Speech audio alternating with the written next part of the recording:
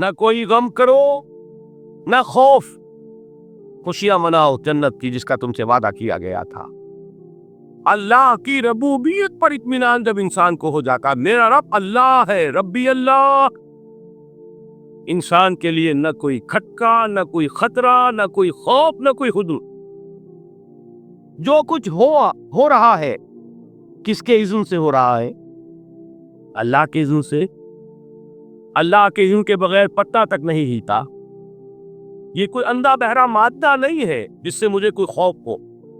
اندھا بھینسا چلا رہا ہو اس سے تو ڈرنے کا ہر انسان کو ڈرنا چاہیے، نہ معلوم کس کو ٹکر مار دے، لیکن نہیں، اس کائنات کو چلانے والا ایک سمیع و بصیر خدا ہے، وہ جو میرا دوست ہے، میرا ولی ہے۔ اللہ ولی الذین آمنوا یخرجہم من الظلمات الی النور۔ اللہ اہل ایمان کا ولی ہے، ساتھی ہے، پشت پناہ ہے، مددگار ہے، حمایتی ہے۔ بتائیے جسے یقین ہو جائے کہ اللہ میرا مددگار، اللہ میرا محافظ، اللہ میرا پشت پناہ، اللہ میرا حمایتی، اس کے لیے کوئی خوف ہوگا؟ اس سے کوئی ڈر ہوگا؟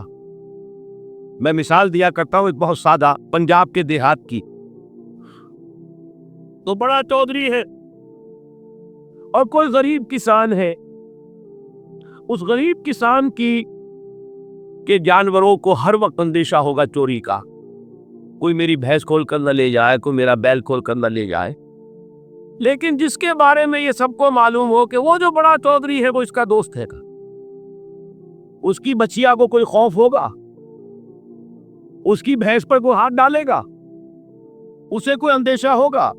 نہیں۔ کیوں؟ کہ وہ بڑا چودھری، بڑا اس کا یہاں کا سردار، جاگیردار، سب کو معلوم ہے وہ میرا دوست ہے، کوئی میرے خلاف اقدام نہیں کر سکتا۔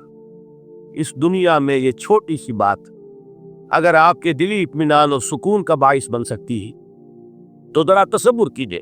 میں لفظ تصور استعمال کروں گا صرف اس لیے کہ اس کا ہم جس کو کہتے ہیں ادراک اور شعور کر نہیں سکتے، اگر کے ساتھ کر سکتے۔ اگر یقین ہو کہ اللہ میرا مددگار اور یقین ہو کہ اللہ ہر آن میرے ساتھ ہے، پھر کوئی خوف، کس کا خوف؟ کوئی شے اللہ سے بالا تر ہے؟ کوئی قوت اس سے زیادہ طاقتور ہے؟ کوئی اس کے ارادے کو بدلنے والا ہے؟ کوئی اس کی مشیت کے آڑے آنے والا ہے؟ یہی بات ہے جو حضور نے فرمائی، یہ ایمان کا حاصل ہے لب لباب، کہ دیکھو اچھی طرح اس بات کو ذہن نشین کر لو، اگر تمام انسان مل کر تمہیں کوئی نقصان پہنچانا چاہے نہیں پہنچا سکتے، مگر جو کچھ اللہ نے لکھ دیا ہو، اور تمام انسان مل کر تمہیں کوئی نفع پہنچانا چاہے نہیں پہنچا سکتے، مگر وہ شے جو اللہ نے طے کر دی۔ آپ پھر میں کہوں گا ذرا طاری کیجئے، اسے فرض کیجئے، اسے سوچئے، اگر اس حدیث پر ہمارا دل ٹھکا ہوا ہو تو کسی سے ڈر ہوگا؟ یہ مجھے نقصان نہ پہنچا دے، یہ میری رپورٹ خراب نہ کر دے، یہ میری انکریمنٹ نہ رکوا دے، یہ میرا یہ نہ بگاڑ دے، یہ میرے یہ نقصان نہ پہنچا دے۔ اس کا ڈر، اس کا ڈر، اس کا خوف، اس کی خوشامد، اس کے لیے جا کر طرح طرح سے اپنی عزت نفس کو ذلیل کروانا اس کے سامنے، یہ سب کچھ کیوں کرتا ہے انسان؟ جب سمجھتا ہے کہ اس کے ہاتھ میں میرا کوئی نفع ہے، اس کے ہاتھ میں میرے لیے کوئی ضرر ہے، یہ مجھے کوئی غضب پہنچا سکتا ہے، یہ مجھے کوئی نقصان پہنچا سکتا ہے، یہ میرے کوئی کام بنا سکتا ہے، یہ میری کوئی ضرورت پوری کر سکتا ہے، اسی کا نام شرک ہے۔ جہاں آپ نے یہ سمجھا کہ غیر اللہ کے اندر کوئی طاقت موجود ہے، وہی شرک ہے۔ بتوں سے تجھ کو امید خدا سے نو امیدی، مجھے بتا تو صحیح اور کافری کیا ہے؟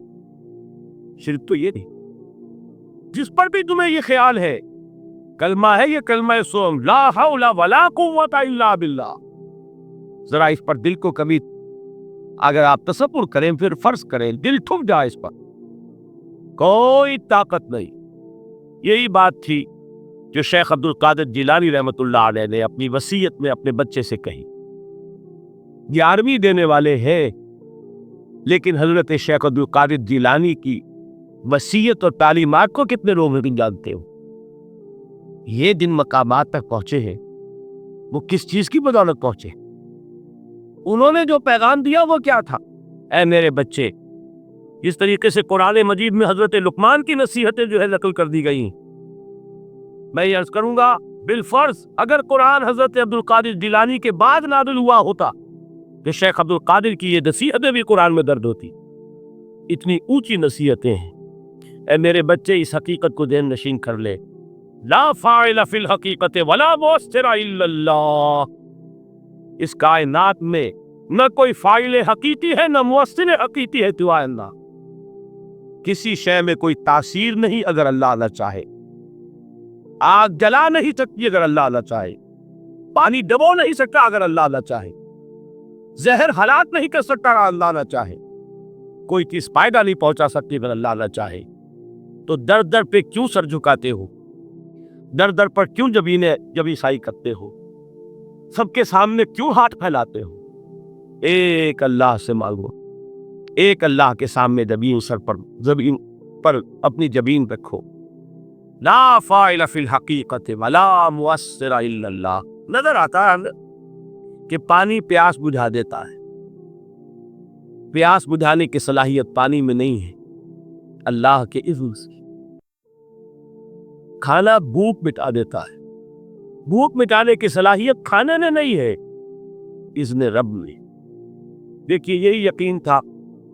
हजरत मूसा अलैहिस्सलाम का वाक़या याद कीजिए। सामने समंदर आ गया, कौम देखती है पीछे कि गर्दो गुबार का तूफान। मालूम हुआ कि फिरौन अपने लश्कर समेत आ गया। लश्कर जब चलता था तेज रफ्तारी के साथ तो गर्दो गुबार का जो तूफान उठता था उसका तसव्वुर की, और लम्हा ब लम्हा वो करीब आ रहा। पूरी कौम ने क्या कहा?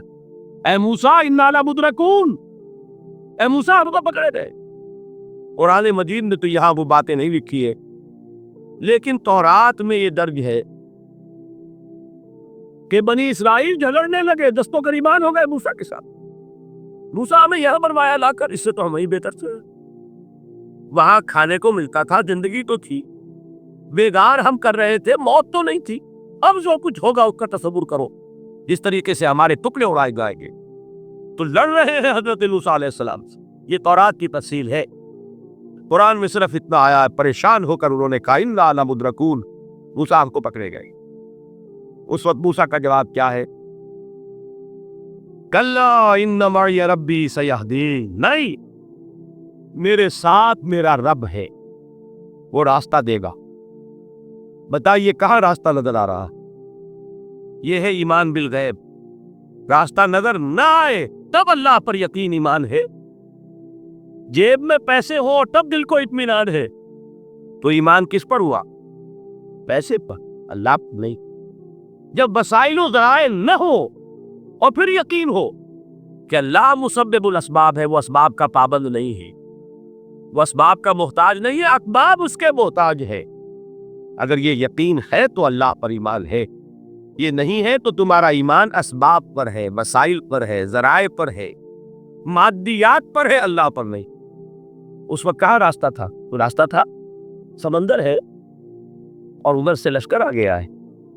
कल्ला इन्न मई रब्बी सयहदीन। अब देखिए, ईमान कह देना आसान है, हुआ माकुम ऐनमा कुंतुम, जहां कहीं भी तुम होते हो अल्लाह तुम्हारे साथ होता है। लेकिन इसका यकीन कायम हो जाए तो जमीन और आसमान का फर्क वाक़ई हो जाए।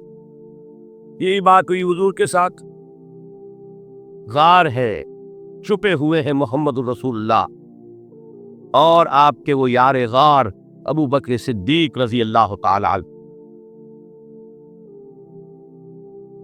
इकबाल ने हजरत अबू बकर की शान में चंद अशार पहले सिरो, लेकिन वाकया ये है कि भारी भारी नज़मों पर और कसीदों पर भारी, तवील तरीन नज़में और कसीदे हो उन पर भारी। हिम्मतें अबू बकर की हिम्मत जो है, किश्ते मिल्लत रात जो अब जैसे बारिश से खेती उपजती है, अबू बकर की हिम्मत और अजीमत इस उम्मत को इसी तरह सेचने वाली है। ثانیے اسلام و غار و بدر و قب، وہ دوسرے تھے اسلام میں دوسرے. پہلے کون تھے؟ انا اول المومنین، حضور فرماتے سب سے پہلا ایمان لانے والا ہے. دوسرے ابو بکر. ویسے ہمارے ہاں یہ چلتا ہے اختلاف، حضرت علی پہلے ہیں کہ حضرت ابو بکر پہلے ہیں، لیکن اس میں بڑی خوبصورت تطبیق قائم کی ہے علماء نے، اور بہت صحیح ہے. چار کے بارے میں فیصلہ ہی مت کرو کہ کون پہلے، ان کی ایک عجیب تقسیم کر دی ہے. آزاد مردوں میں، بالغ مردوں میں سب سے پہلے ابو بکر، بچوں میں سب سے پہلے علی، خواتین میں سب سے پہلے خدیجہ، اور غلاموں میں سب سے پہلے زید ابن حارثہ. بڑی پیاری تقسیم ہے، یہ چاروں ہی پہلے ہے، ہر ایک کے لیے ولیت ہے. اور واقعہ یہ ہے کہ اگر زمانی اعتبار سے تعین ہوگا تو پہلے خدیجۃ الکبریٰ آئیں گی رضی اللہ تعالیٰ عنہ. کسی اور سے بات کرنے کی نوبت بعد میں آ سکتی ہے، پہلے تو اہلیہ محترمہ سے بات ہوئی. آتے ہی پہلی وحی ہوئی ہے، ابھی تبلیغ کا حکم نہیں تھا. کس کو بتایا واقعہ؟ ابھی اپنی نبوت کی تبلیغ کا تو حکم ہی نہیں آیا. واقعہ کس کا ہے؟ وہ خدیجہ کا ہے. جب کہا ہے کہ خشیت علی نفسی، مجھے اپنی جان کا اندیشہ ہے، تو کیا جواب دیا خدیجہ نے رضی اللہ تعالی عنہا؟ وہ صدیقۃ الکبریٰ ہے. صدیقات جو ہے خواتین، ان میں چوکی پر خدیجۃ الکبریٰ ہے رضی اللہ تعالی عنہ. اور صدیق جو مرد ہے ان میں صدیق اکبر ہے ابو بکر صدیق رضی اللہ تعالی عنہ. لیکن صدیقات میں چوکی. جب حضور نے فرمایا خشیت علی نفسی، کیا فرمایا؟ کیا عرض کیا؟ کیسے تسلی دی؟ نہیں، اللہ آپ کو ضائع نہیں کرے گا. آپ غریبوں کے ہمدرد ہیں، آپ مساکین کے تکالیف رفع کرنے والے ہیں، آپ بیواؤں کی سرپرستی کرتے ہیں، آپ مسافروں کی خدمت کرتے ہیں. اللہ آپ کو ضائع نہیں کرے گا، یہ یقین ہے اس خاتون کے اندر. خیر وہ ایک علیحدہ بات ہو جائے گی. میرے دل پر حضرت خدیجہ رضی اللہ تعالیٰ عنہ کی شخصیت کا بڑا گہرا نقش، جو وہ کوئی اور ہی وقت اور موقع ہوا تو بیان ہوگا. بہرحال اقبال نے ایک مصرے نے جو چار اولیتیں جمع کر دی ہیں. ہمت او کشت امت را جو ابر، ثانی اسلام و غار و بدر و قبر. اسلام میں حضور کے بعد پہلے قوم ابو بکر، غار میں حضور کے ساتھ کون؟ ابو بکر.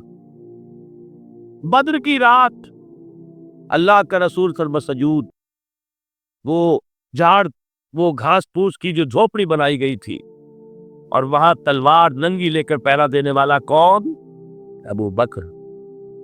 اور اس حجرہ عائشہ میں محمد کے بعد سب سے پہلے دفن ہونے والا کون؟ ابو بکر رضی اللہ تعالیٰ عنہ صلی اللہ علیہ وسلم.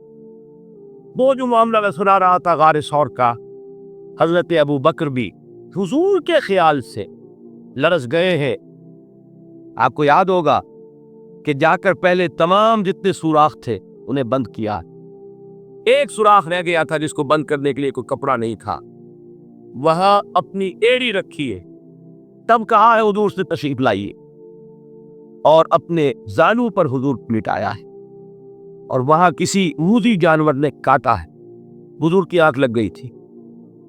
اس وقت اس بل کے اندر جو بھی بچھو ہے کیا ہے واللہ عالم، اس نے کاٹا ہے. اس کی تکلیف کی وجہ سے ابو بکر کی آنکھوں سے آنسو ٹپک گئے. حضور کے چہرے مبارک پر پڑے ہیں تو حضور جاگے ہیں معاملہ کیا ہے. ایڑی نہیں ہونا ہی وہاں سے، مبادا وہ جانور وہاں سے نکل کر محمد الرسول اللہ کو کوئی گدن پہنچا دے. ابو بکر کی ایڑی ہے، جس طرح چاہے کھا لے، ختم کر دے، جان نکل جائے تب کوئی آنچ آئے محمد پر تو آئے، لیکن جیتے جی وہ ہے ابو بکر. حضور کے خیال سے اس وقت حضور نے پھر اپنا لعاب دہل لگایا ہے، اور اس سے پھر آپ کی تکلیف ختم ہوئی. جیسے خیبر میں حضرت علی کی آنکھ دکھ رہی تھی، اس کو جو شفا حاصل ہوئی ہے وہ بھی حضور کے لعاب دہن سے ہوئی. پھر بہرحال اس وقت انہوں نے کہا ہے کہ اے نبی یا رسول اللہ، اگر اس وقت ان میں سے کسی نے غیر ارادی طور پر بھی اپنے قدموں کی طرف جھانک لیا تو پکڑے جائے. کیا جواب تھا اللہ کے رسول کا؟ لا تحزن ان اللہ معنا، اللہ ہمارے ساتھ ہے، کیوں گھبراتے ہو ابو بکر؟ یہ ہے ایمان باللہ،